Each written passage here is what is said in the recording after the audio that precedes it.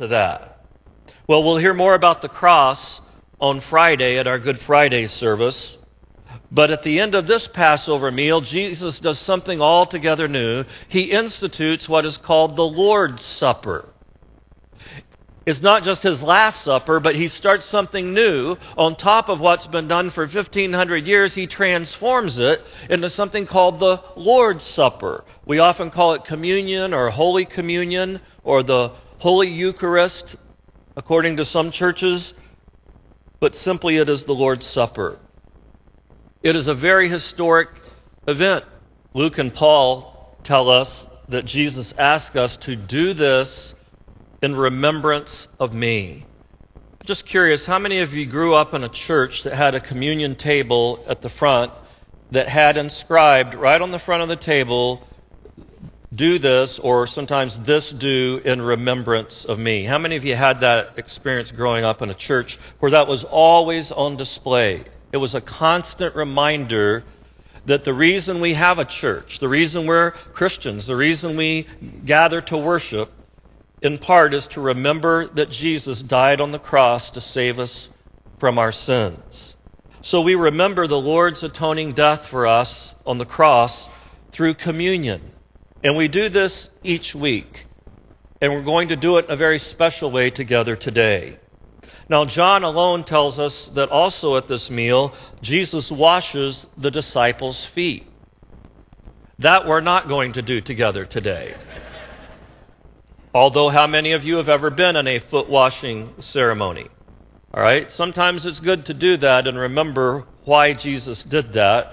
But Jesus washes the disciples' feet as part of his Last Supper that night. It was an act of great humility and service because only the lowest servant in the house would wash the feet of the guest who came in. And Jesus does that for them. And then he says, I have set you an example that you should do as I have done for you. Meaning not that we should have ritual foot washing, but rather that we should humbly serve one another with the heart of a servant, just as Jesus has done by example for us. And then they sing a hymn.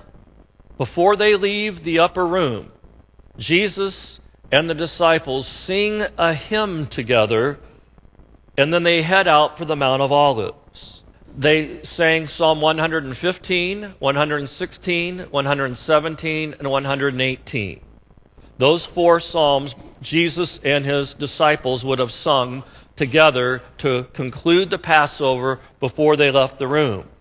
What is fascinating, and I want you to do this, I want you to note, write this down, Psalm 113 to Psalm 118. Write it somewhere on your notes and put an asterisk by it to read this. When you read these psalms, you could read one a day between now and Easter, or you could go read all of them today if you want. If you read them carefully, you will see predicted some of the very events that Jesus is living out this week. They foretold him. So he's singing songs that were written a long time ago about him, over 1,000 years ago about him, about waving festal boughs in celebration. That happened that Palm Sunday. About him being betrayed and killed. It's in there, betrayed by enemies. About him living again. At the very end of Psalm 118, Jesus sang these words as they closed. I will not die but live, and will proclaim what the Lord has done. Give thanks to the Lord, for he is good. His love endures forever.